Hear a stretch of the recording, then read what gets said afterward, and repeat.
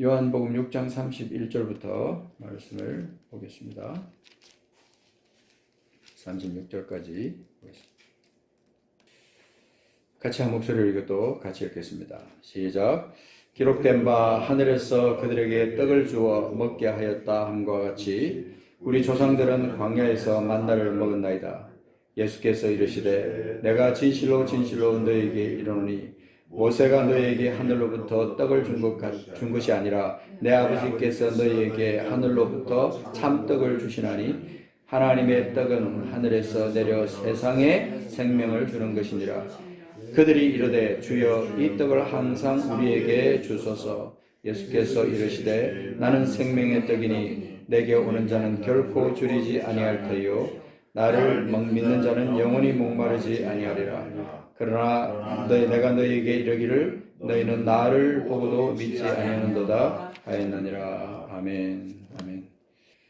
잠깐 우리 신명기 8장 3절 한번 같이 가서 보겠습니다. 신명기 8장 3절 구약성경 저기 앞으로 넘어가서 자 8장 1절부터 3절까지 제가 읽겠습니다. 한번 보시기 바랍니다. 신명기 저 구약성경 274쪽에 있어요. 구약성경 274쪽. 내가 오늘 명하는 모든 명령을 너희는 지켜 행하라. 그리하면 너희가 살고 번성하고 여호와께서 너희의 조상들에게 맹세하신 땅에 들어가서 그것을 차지하리라. 내 하나님 여호와께서 이 40년 동안에 내게 광야길을 걷게 하신 것을 기억하라.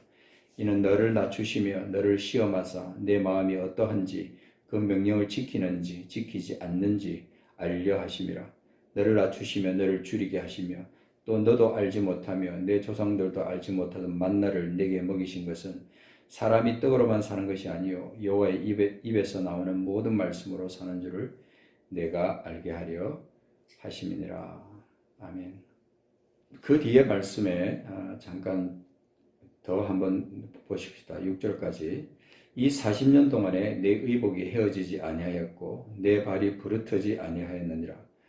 너는 사람이 그 아들을 징계함 같이 내 하나님 여호와께서 너를 징계하시는 줄 마음에 생각하고 내 하나님 여호와의 명령을 지켜 그의 길을 따라가며 그를 경외할지니라. 이 신명기 8장 말씀은 하나님께서 이스라엘이 차지할 그 아름다운 땅, 그 땅을 말씀하시면서 그 땅에 들어가서 살 때 너희들은 그 하나님께서 너희들을 복주시고 또 평탄한 길로 인도하시고 먹을 것을 주시고 입을 것을 주시고 하시는 모든 것들 가운데 너희들은 그 하나님을 향해서 어떻게 살아야 되는가 하는 것을 오늘 이게 말씀하고 있는 겁니다. 근데 우리 하나님의 본성은 선하시고 인자하시고 또 우리를 향해서 너무나 풍성하신 하나님이세요.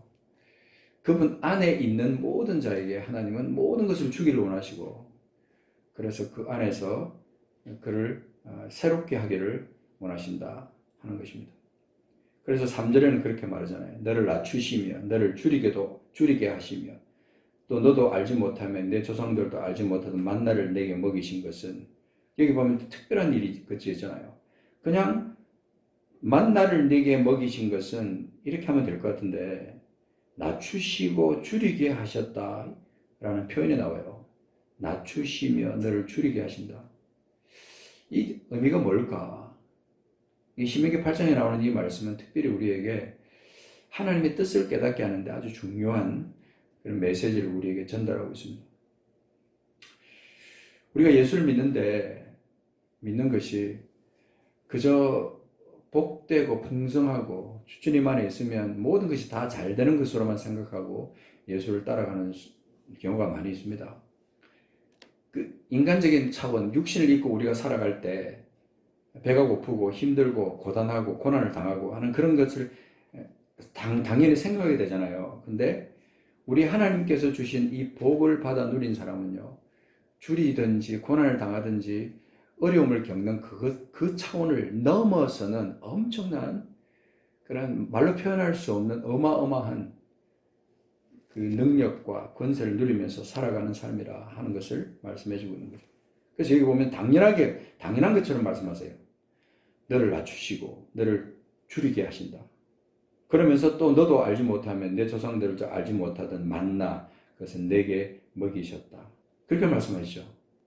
그런데 그렇게 하시는 그 이유는 사람이 떡으로만 사는 것이 아니요 여호와의 입에서 나오는 모든 말씀으로 사는 줄을 내가 알게 하려고 그렇게 하셨다라고 말씀하십니다. 사람이 떡으로만 사는 것이 아니요 여호와의 입에서 나오는 모든 말씀으로 살 것이다. 이것은 예수님께서 시험을 받으실 때 그죠? 똑같이 인용을 하셨습니다. 어디 있죠? 다시 신약으로 넘어가서 마태복음 4장에 가시면 예수님께서 시험을 받으시는데 그때 마귀가 그렇게 시험합니다. 예수님은 그때 당시에 40일을 밤낮으로 금식을 하셨기 때문에 너무나 줄여있는 상태에 계셨어요. 예수님은. 근데 그 시험하는 자가 예수께 나와서 그렇게 말합니다. 3절에 4장 3절 내가 만일 하나님의 아들이거든 명하여 이 돌들로 떡덩이가 되게 하라. 이렇게 말합니다. 마귀가 시험을 하면서 네가 진짜 하나님의 아들이 맞다면 왜 이 돌들을 향해서 명령하지 못하냐? 이 돌들 네가 명령하면 이 돌들이 떡덩이가 될 것인데 한번 명령해봐라. 그렇게 말하는 거죠. 그때 우리 예수님께서 지금 우리가 읽었던 이 신명기 8장 3절 말씀을 그대로 말씀하십니다. 4절에 예수께서 대답하여 이르시되 기록되었으되 여호와께서 말씀하신 그 토라에 기록되었으되 사람이 떡으로만 살 것이 아니요 하나님의 입으로부터 나오는 모든 말씀으로 살 것이니라. 그렇게 말씀하십니다. 이 말씀이 우리에게 생명과도 같은 말씀입니다. 사실은 사람이 떡으로만 살 것이 아니요 하나님의 입으로 나오는 모든 말씀으로 산다라고 하는 이 복음이 우리에게 얼마나 우리 삶에 확실하게 적용되고 있는지 알 수가 없어요. 예수 믿는다고 하면서 많은 사람들이 그저 떡으로만 사는 것으로 거기다가 목적을 두고 살아가는 경우가 너무나 많이 있습니다. 떡으로만 산다.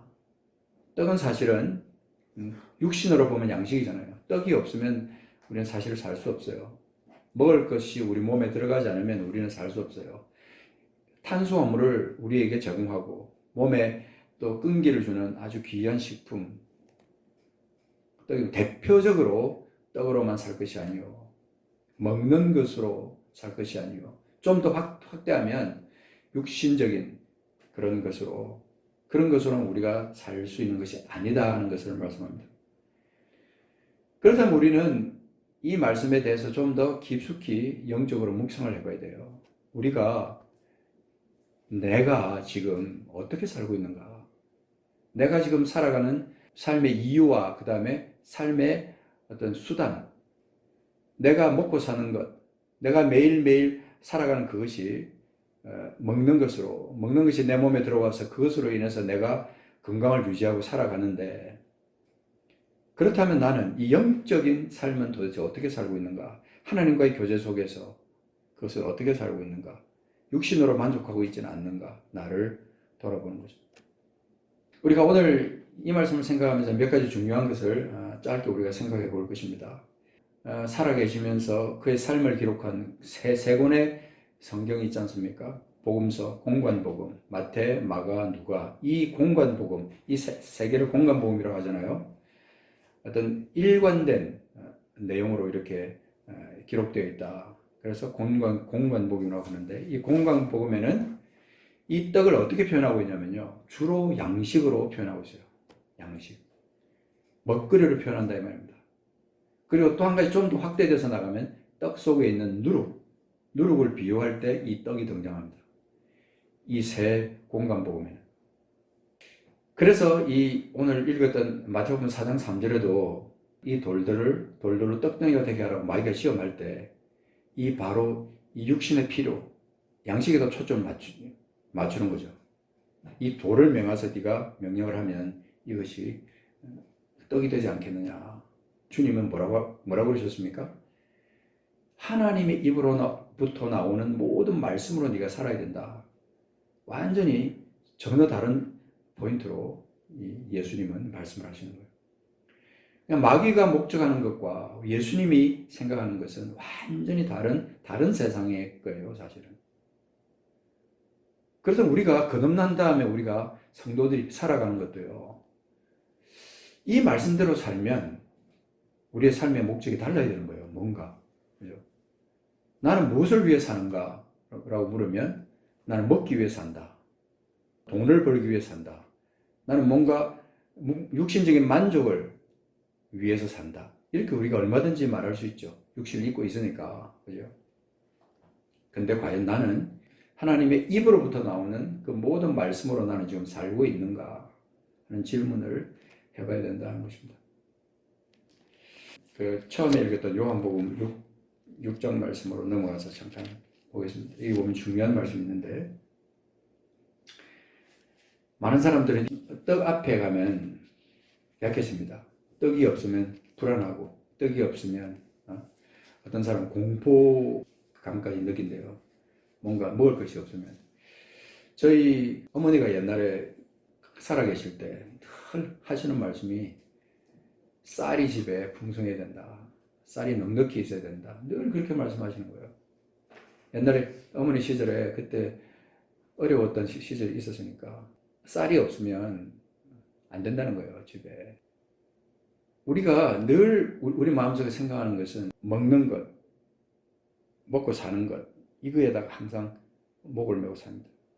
그런데 자, 6장 넘어가서 자, 49절 한번 보십시오.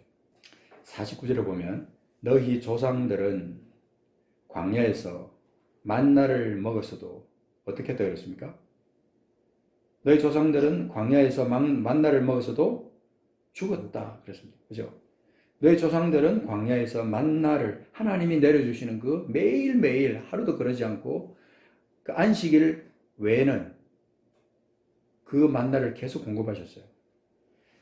광야에서 만나를 하나님 주신 그 만나를 먹었지만 너희 조상들은 다 죽었다. 다 죽었다. 그런데 48절에 내가 곧 생명의 떡이고 그 다음에 50절에 떡으로 온 그 이유는 뭐냐면 하늘에서 내려오는 떡인데 예수님 자신이 사람으로 하여금 먹고 죽지 아니하게 하기 위해서 자신이 생명의 떡으로 이 땅에 오셨다라고 하는 것을 말씀하죠. 신비하지 않습니까? 이 말씀의 의미를 한번 생각해 보세요. 하늘에서 내려온 떡인데, 그죠? 48절로 연결하면 그렇잖아요. 내가 곧 생명의 떡이라 그랬으니까 하늘에서 내려온 떡이니 그것은 사람으로 하여금 먹고 죽지 않게 하는 것이다. 예수님이 오신 것은 우리에게 먹고 그 떡을 먹고 죽지 않게 하기 위한 것이다. 자, 그렇다면 이건 뭘 말합니까? 예수님을 먹어야 된다는 거예요. 그냥 직설적으로 표현하면 이 말은 뭘 말하냐면 예수 그리스도와 함께 거하는 그런 삶을 살아야 되고 그분의 실체가 내 안에서 영으로 그와 함께 한 몸 되는 그런 역사를 우리가 경험해야 된다는 것입니다. 떡이 몸속에 들어가면요, 그것이 몸에 들어가서 그냥 가만히 있는 게 아니잖아요. 그것이 그 안에서 활동을 합니다. 그래서 그것이 내 몸에 영향을 주고 내 안에서 분해되는 거죠. 그죠? 이런 걸 생각하면 참 신비한 부분입니다. 신비한 부분. 그래서 우리 읽었던 31절로 다시 넘어가서 보면 여기도 비슷한 말씀이 기록되어 있습니다. 하늘에서 그들에게 떡을 주어 먹게 했다. 그래서 우리 조상들은 광야에서 만나를 먹었다. 그죠? 아까 지금 읽은 그 49절 말씀과 연결됩니다. 하늘에서 그들에게 떡을 주어 먹게 했다. 그런데 32절을 보면 내 아버지께서 너희에게 하늘로부터 참떡을 주신다. 참떡을 주신다. 이렇게 말합니다. 모세가 너희에게 하늘로부터 떡을 준 것이 아니라 하나님께서 직접 만나는 하나님께서 직접 주셨어요. 그리고 내 아버지께서 너희에게 하늘로부터 참떡을 주시는데 그 하나님께서 주신 그 떡은 하늘에서 내려 세상에 먹을 양식을 주는 것이 아니고 세상에 어떤 육신적인 힘을 주는 것이 아니고 세상에 뭘 준다고 그러지 여기서는 33절에 생명을 주는 것이다 그래서. 그러니까 하나님께서 하늘에서 내려 세상에 주는 그 떡을 통해서 우리에게 생명을 주시기 위한 하나님의 계획이 그 속에 있다는 것입니다. 확대해서 연결하면 우리는 이 생명과 떡을 연결해 볼 수 있는 거예요. 떡. 그 떡은 우리가 아까 말한 우리에게 탄수화물을 주는, 육신적으로 말하면 탄수화물을 주는 거지만, 하늘로부터 내려오는 이 떡, 예수님은 자기 자신을 참떡이라고 그랬어요. 참떡. 이 참떡을 우리에게 주시는 것은 생명을 주기 위한 거다.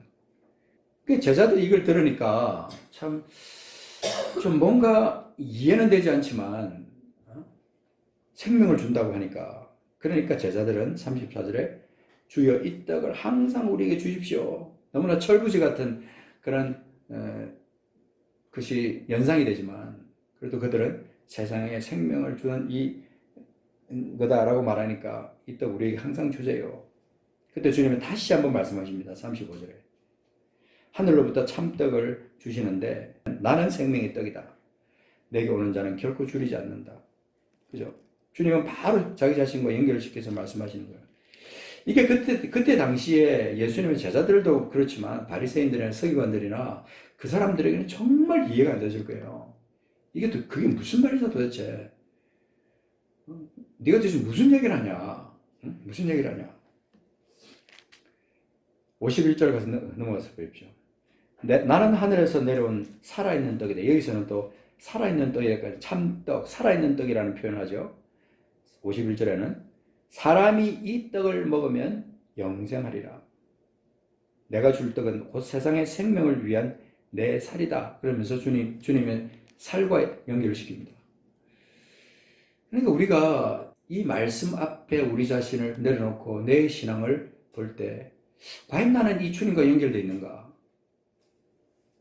주님이 살아있는 떡이라고 하셨고 내가 줄 떡은 곧 세상의 생명을 위한 내 살이라고 그렇게 말씀하셨는데, 이 떡을 먹으면 영생한다고 말씀하셨는데 나는 과연 주님과 연결이 되어 있는가? 이 말씀에 대해서, 이 진리에 대해서 심각하게 자기 자신을 고민하고 그 주님의 그 생명이 내 안에 지금 있는가라고 하는 것에 대한 고민을 많은 그리스도인들이 하지 않습니다. 종교의 눈으로 바라보면요, 이것이 깨달아지지 않습니다. 그냥 교회만 왔다 갔다 하고 그냥 교회 저걸 두고 그냥 그렇게 종교 의식에 참여하는 사람은요, 정말 이 진리는 자기 것이 되지 못해요. 깨달아지지 않습니다. 어떻습니까 지금? 이것이 영으로 깨달아집니까?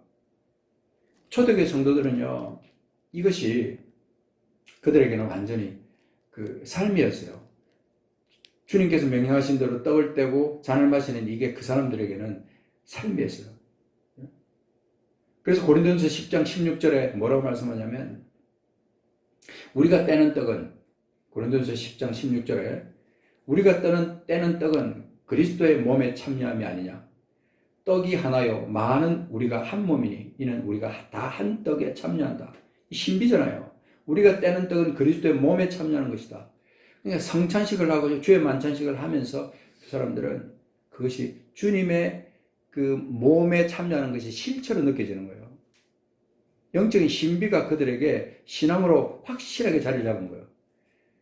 그러니까 예수께서 부활하시고 난 다음에, 승천하시고 난 다음에 초대기 예루살렘에서 그들이 교회로 그들이 모일 때 그들은 예수 그리스도 생명의 떡이신 살아있는 떡으로 그들에게 오셔서 그들을 위해서 죽으시고 그들을 부활하심으로 말미암아 그들을 살려주신 예수 그리스도의 그 생명, 그 안에 있다는 사실에 대한 확신이 그들 속에 있었고 그것이 그들의 믿음이었어요.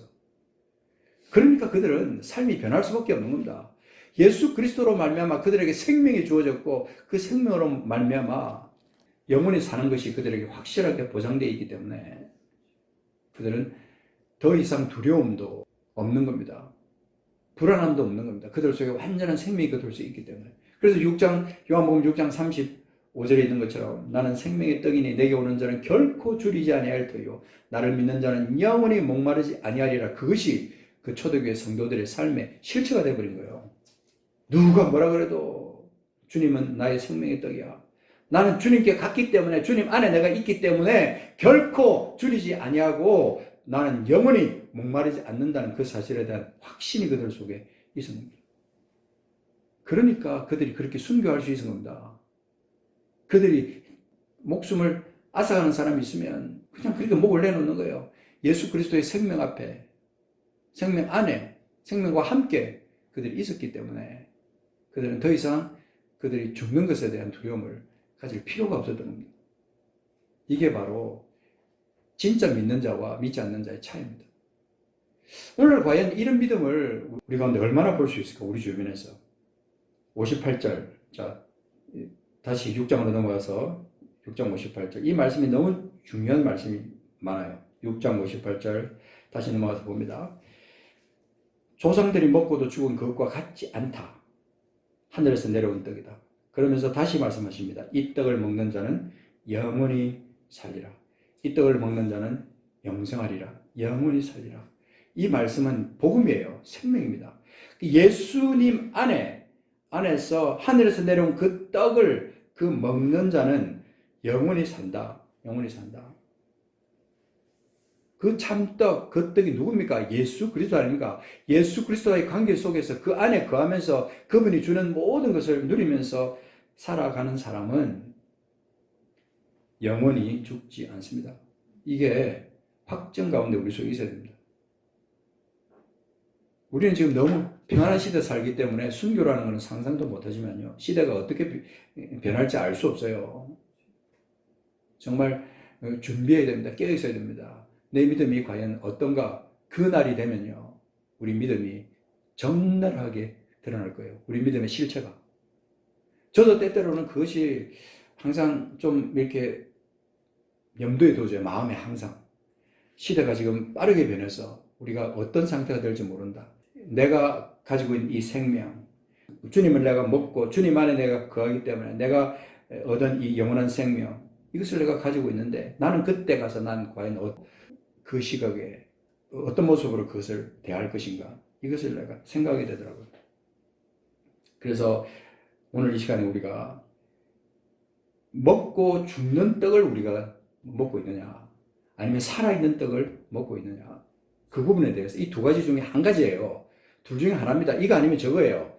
내가 지금 그냥 육신의 떡만 먹고 그냥 교회 와서도 육신의 떡을 먹는 것처럼 그렇게 신앙생활 하고 있는가? 예수님 믿는다고 성경 펼치고 기도하지만 내 마음속에는 육신의 떡으로 가득 차 있는 그런 상태는 아닌가? 우리 자신을 돌아봐야 되는 거죠. 그래서 63절 보십시오. 63절. 주님은 다시 이것에 대해서 말씀하시는데, 살리는 것은 영이니 육은 무익하니라. 살리는 것은 영이니 육은 무익하니라. 이거는요, 너무나 중요한 말씀이기 때문에 암송을 하셔야 돼요. 살리는 것은 영이니 육은 무익하니라. 내가 너에게 이런 말은 영이요 생명이니라.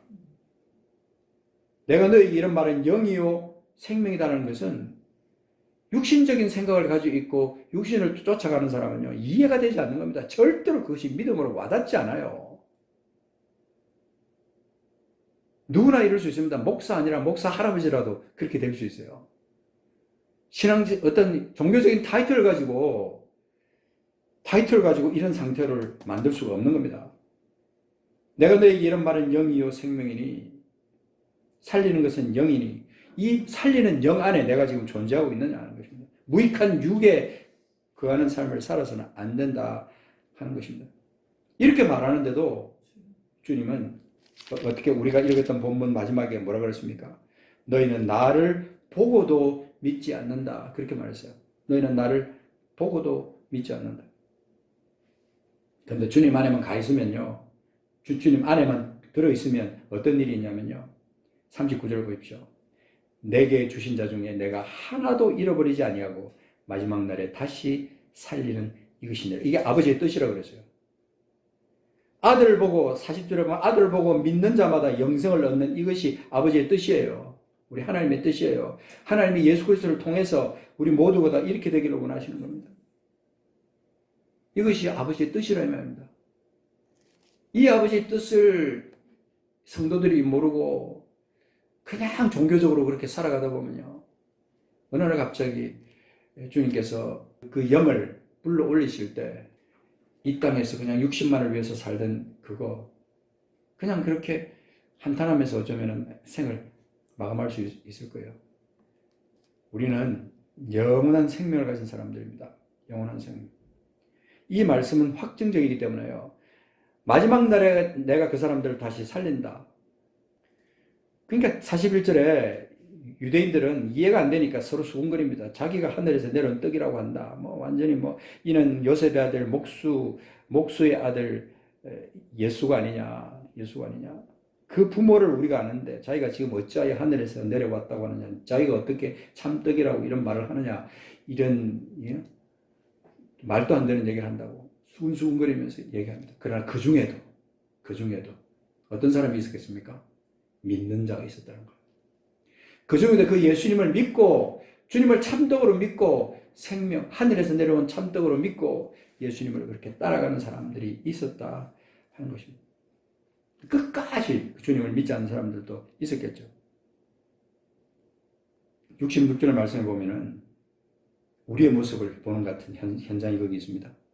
그때부터 그의 제자 중에 많은 사람이 떠나가고 다시 그와 함께 다니지 아니하더라.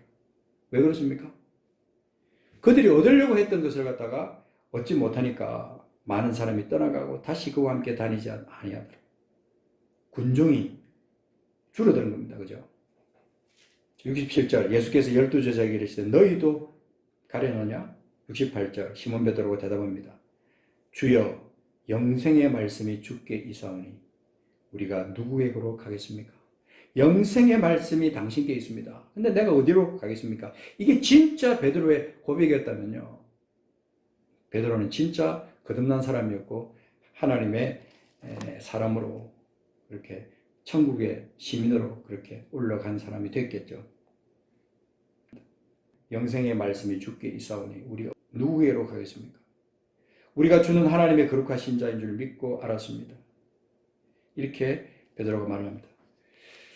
우리가 예수 그리스도 안에 있다는 것은요, 정말 신비 중의 신비입니다.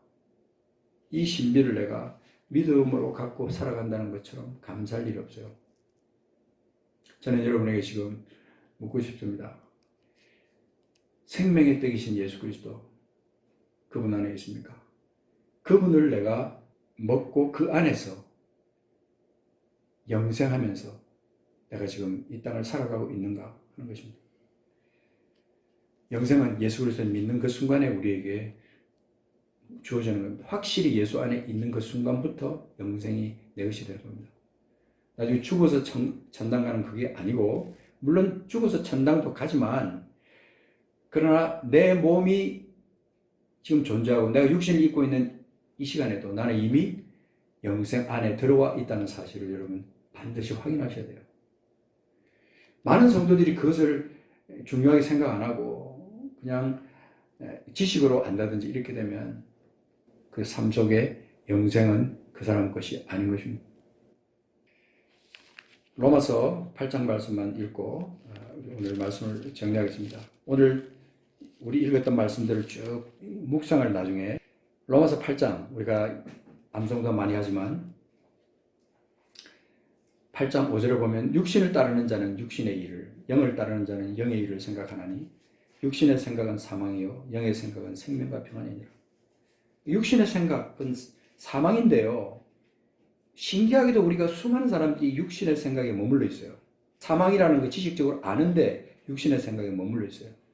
근데 영의 생각은 생명과 평안인데 영의 생각 안에 들어와 있는 사람은 그렇게 많지 않습니다. 진짜 그리스도인을 오늘날 찾기가 참 쉽지 않다고 말하는 많은 사람들이 있습니다. 7절에 보면 육신의 생각은 하나님과 원수가 되나니 이는 하나님의 법에 굴복하지 아니할 뿐 아니라 할 수도 없다. 육신의 생각은 하나님과 원수가 되기 때문에 거기에는요 영생이라는 것은 고사하고 하나님과 원수되는 그런 삶을 육신의 생각하면서 우리가 사는 거예요. 그래서 8절은 뭐라고 말합니까? 육신에 있는 자들은 하나님을 기쁘시게 할 수 없다. 그래서 우리가 예수 안에 있으면 그의 영으로 말미암아 우리의 죽을 몸도 살아나는 역사가 나타나는 겁니다. 11절 끝에 가면 그렇게 말씀합니다. 내가 예수 안에 있는가? 참떡이신 이 땅에 생명을 주기 위해서 오신 참떡이신 그분 안에 내가 들어와 있는가? 이 부분에 대한 깊은 묵상을 우리가 하고 내 신앙을 점검해야 돼요. 그렇지 않으면 나는 이제 버려온 자입니다. 이름은 그렇지 않냐는 이름을 갖고 있어도요, 버려온 자예요.